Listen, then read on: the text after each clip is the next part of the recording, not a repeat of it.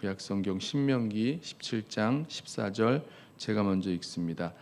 내가 내 하나님 여호와께서 내게 주시는 땅에 이르러 그 땅을 차지하고 거주할 때에 만일 우리도 우리 주위의 모든 민족들 같이 우리 위에 왕을 세워야겠다는 생각이 나거든 반드시 내 하나님 여호와께서 택하신 자를 내 위에 왕으로 세울 것이며 내 위에 왕을 세우려면 내 형제 중에서 한 사람을 할 것이요 내 형제 아닌 타국인을 내 위에 세우지 말 것이며 그는 병마를 많이 두지 말 것이요 병마를 많이 얻으려고 그 백성을 애굽으로 돌아가게 하지 말 것이니 이는 여호와께서 너희에게 이르시기를 너희가 이후에는 그 길로 다시 돌아가지 말 것이라 하셨음이며 그에게 아내를 많이 두어 그의 마음이 미혹되게 하지 말 것이며 자기를 위하여 은금을 많이 쌓지 말 것이니라. 그가 왕위에 오르거든 이 율법서의 등사본을 레위 사람 제사장 앞에서 책에 기록하여 평생에 자기 옆에 두고 읽어 그의 하나님 여호와 경외하기를 배우며 이 율법의 모든 말과 이 규례를 지켜 행할 것이라. 함께 읽습니다. 그리하면 그의 마음이 그의 형제 위에 교만하지 아니하고 이 명령에서 떠나 좌로나 우로나 치우치지 아니하리니 이스라엘 중에서 그와 그의 자손의 왕이 있는 날이 장구하리라. 아멘.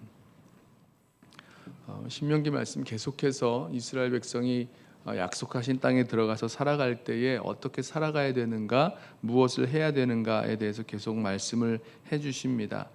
이제 이스라엘 백성이 그 땅을 차지하고 이제 모든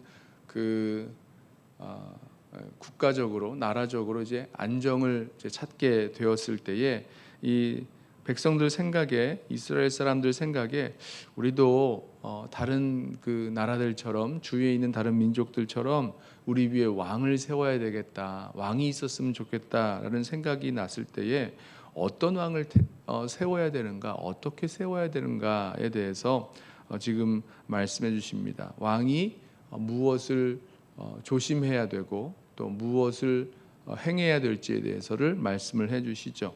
자, 먼저 몇 가지 이제 이 왕을 세울 그 조건을 말씀하시는데요. 첫 번째는 하나님께서 택하신 자를 세워야 된다라고 말씀을 합니다. 15절에 반드시 내 하나님 여호와께서 택하신 자를 내 위에 왕으로 세울 것이다라고 말씀합니다. 여러분, 왕은 뭐 누가 되는 겁니까? 누가 왕으로 세워지는 겁니까? 뭐 세상 역사를 보면 누군가 내가 이렇게 왕으로 왕이 되고 싶다 그러면 그 나라를 뭐 통일한다거나 아니면 뭐 반역을 일으킨다거나 뭐 이런 식으로 해서 자기가 이렇게 왕으로 세워지게 되는데 자기가 원하는 사람이 세워지게 되고 또 그 세워진 그 왕의 그 자손이 이렇게 왕위를 계승하게 되는 뭐 세습하게 되는 거죠. 왕권을 계속 이렇게 갖고 나아가게 되는 일들이 벌어집니다. 물론 그 안에서도 왕위를 얻기 위해서 막 이런 싸움들이 다툼들이 일어나긴 합니다만은 아무튼 자기가 원하는 그리고 어떤 사람이 그 왕권을 주는 거죠. 그 선왕이 선대 왕이 그 아들 중에서 뭐 첫째에게 아니면 뭐 둘째에게 뭐 이런 식으로 왕권을 이렇게 주는데 이제 그런 왕이 세워질 것이 아니라 하나님께서 택하신 자를 왕으로 세워야 된다라고 말씀을 하십니다. 그러니까 하나님이 누구를 왕으로 삼으실지 누구를 왕으로 세우실지에 대해서 이스라엘 백성들이 알고 그 사람이 왕으로 세워져야 된다라고 말씀합니다. 이유가 있죠. 왜 그렇습니까? 하나님께서 왕이시고 하나님께서 다스리시는 하나님 나라의 백성이기 때문입니다. 또 한 가지 이스라엘에서 왕을 세울 때에 타국인을 세우지 말아야 된다라고 말씀합니다. 왕으로 세울 때에 내 형제 중에서 한 사람을 택해라. 그 형제 중에서 한 사람을 택하라는 이 말씀에는 의미가 있죠. 이 모든 이 이스라엘 백성이 하나님을 아버지로 하나님을 주님으로 모시고 있는 똑같은 주님의 백성이라는 것, 또 주님의 자녀라는 그런 전제를 두고 있습니다. 이 이스라엘 공동체가 하나님을 아버지로 두고 또 그 자녀로 살아가는 그런 모든 사람들로 같은 그런 관계에, 같은 그런 지위에 있다는 것을 말씀하고 있죠. 타국인에서 세우지 말고 하나님께서 이 형제들 중에서 한 사람을 택해서 세워야 된다라고 말씀을 하십니다. 그리고 그 왕이 세워졌을 때에 경계해야 할 일이 있는데 세 가지를 말씀하세요. 병마를 많이 두지 말고, 그다음에 아내를 많이 두지 말고, 은금을 많이 두지 말라.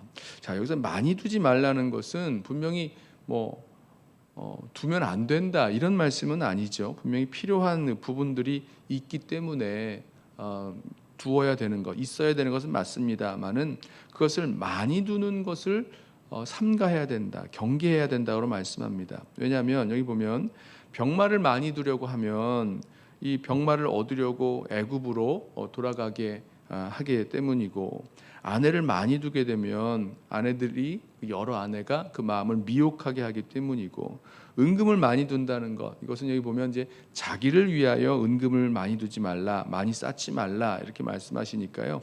이 은금을 통해서 재물이죠. 재물을 통해서 자기의 그 통치와 또 자기가 원하는 것들을 하려는 것, 그렇게 하지 말라는 겁니다. 결국은 하나님께서 왕으로서 살아갈 때에 이 필요한 것들 있는데 그것을 얼마만큼 가지고 이 이스라엘 백성을 다스리고 또 이 나라를 다스려야 될 것인지에 대해서 정말 하나님 앞에서 얼마만큼이 많은 거고 얼마만큼이 적절한 것인지 어떻게 이것을 알 수 있겠습니까? 하나님께서 이 모든 것들을 다스리시고 인도해 주시는 그것을 따라 겸손하게 행할 때에만 이 왕으로서의 그 삶을 살아갈 수 있다는 거죠. 이제 그리고 이어서 18절부터는 왕이 힘써서 해야 될 일들이 나옵니다. 여기 보면 왕이 힘써야 할 일은 결국은 한 가지죠. 하나님의 그 말씀에 대한 것, 하나님 말씀을 유념하고 그 말씀을 따라 율법의 말씀을 따라서 다스리며 살아가게 되는 것 말씀합니다. 여기 보면 먼저 율법서의 등사본을 레위 사람 제사장 앞에서 책에 기록하며, 먼저 이렇게 기록하는 거죠. 그다음에 평생에 자기 옆에 두고, 가까이 두고, 그다음에 세 번째는 그 말씀을 읽는 겁니다. 그래서 하나님 경외하기를 배우고 율법의 모든 말과 규례를 지킬 것이다 라고 말씀하죠. 자, 이렇게 하나님 말씀을 가까이 두고 그것을 기록하기도 하고 또 읽기도 하면서 하나님 경외하기를 배우고, 결국은 이 이스라엘의 왕은 하나님의 법 아래서 하나님의 그 다스림을 받는 사람으로서의 그 모습을 분명히 말씀하고 있습니다. 그래야 하나님의 말씀에 다스림을 받을 때에 그 마음이 교만하지 아니하고 또 하나님의 그 명령, 하나님의 법, 하나님의 다스림이라고 볼 수 있죠. 이 하나님의 명령에서 떠나지 않고 좌로나 우로나 치우치지 않고 살아가게 된다라고 말씀합니다. 그렇게 했을 때에 이스라엘 중에서 그와 그의 자손이 그 왕위에 있는 날이 더 길어질 것이다 말씀을 하죠. 물론 이 이스라엘 백성에게 아직 그 이스라엘 땅을, 그 가나안 땅에 들어가서 차지한 것도 아니고 그 왕이 있는 것도 아니고 아직 먼 시간이 지난 후에야 이루어질 일이죠. 역사적으로 이 성경에서 보면 이 가나안 땅을 정복해야 되고, 가나안 땅 정복 이후에 사사 시대, 400년의 사사 시대가 지나고 난 다음에야 이제 왕이 세워지게 되는데, 이미 이 신명기 말씀을 통해서 이스라엘 백성 가운데 왕을 세울 때에, 왕을 둘 때에 어떻게 세워야 될지, 또 왕이 무엇을 경계하고 조심하고 또 어떤 일에 힘써야 될지에 대해서 오늘 이 말씀을 통해서 보게 됩니다. 저는 이 말씀을 보면서 여러 가지가 제 마음에 이렇게 좀 생각이 났는데요. 먼저 우리 이 하나님께서 사람을 창조하실 때에 그 말씀 기억하시나요? 하나님께서 우리가 우리의 모양을 따라 우리의 형상대로 사람을 만들되 이 땅에 있는 모든 그 만물들을 다스리게 하자라고 하면서 사람을 창조하셨던 그 창조 기사가 기억이 났습니다. 그렇죠. 하나님은 사람을 창조하셔서 그 사람으로 만물을 다스리게 하는 왕의 역할을 하는 것 아니겠습니까? 하나님께서 이 땅을 다스리시는 하나님이신데, 왕이신데, 그 하나님의 통치를 이 땅 가운데 이루어내는, 그것을 대신 감당하는 대리 통치자로서 사람을 창조하셨다라는 사실이 하나 기억이 났고, 또 한 가지는 우리 모든 그리스도인들이 왕 같은 제사장으로 부르심을 받아서 그리스도 안에서 또 그리스도와 함께 이 땅을 다스릴 사람들이라고 성경은 말씀하고 있습니다. 어떻게 보면 우리가 뭐 그런 누구를 다스리고 뭐 이런 것까지 하나, 뭐 이렇게 우리와 전혀 먼 것처럼 느껴지지만, 한번 생각을 해보시죠. 우리 믿음의 여정을 걸어 나아가는 우리 삶의 모든 자리에서 하나님께서 우리에게 맡겨주시고 또 우리에게 다스리게 하신 그런 삶의 영역들이 분명히 존재합니다. 뭐 어떤 이 공동체 안에서, 아니면 어떤 관계 안에서 왕처럼 뭔가를 다스려야 되고 결정하고 인도해 나아가야 될 그런 일들을 우리 모든 성도들이 다 가지고 있는 거죠.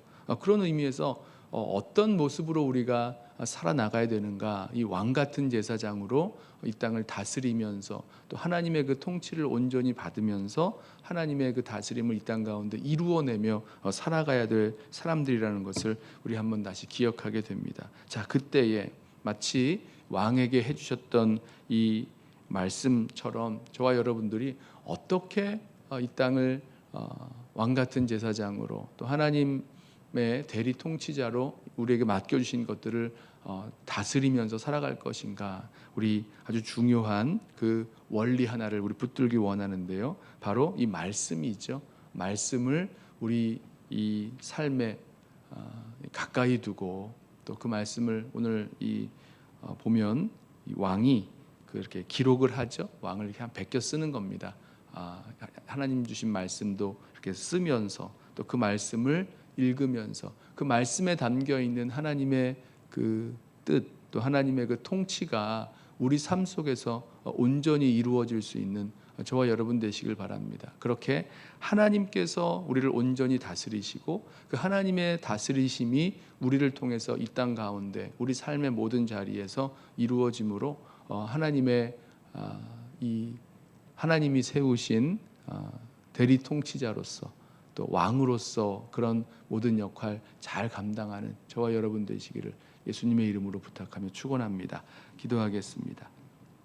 사랑하는 주님, 주님께서 이스라엘의 왕에게 하신 이 말씀, 평생에 하나님 말씀을 가까이 두고 또 기록하며 또 읽으며 또 그 말씀을 따라 하나님 경외하기 배우고 또 그 말씀에 따라 순종하며 살아갈 모습 보여주셨던 것처럼, 주님, 저희들도 주님 말씀을 늘 가까이 하고 읽고 쓰고 묵상하고 그 말씀을 통해서 하나님 경외하기를 배워서 주님의 다스리심이 우리 삶에 온전히 임하고 주님의 다스리심을 통하여 우리가 이 땅을 또 이 세상을 다스리며 살아가는 그런 왕 같은 제사장의 삶을 살아갈 수 있도록 우리를 붙드시고 인도하여 주시옵소서.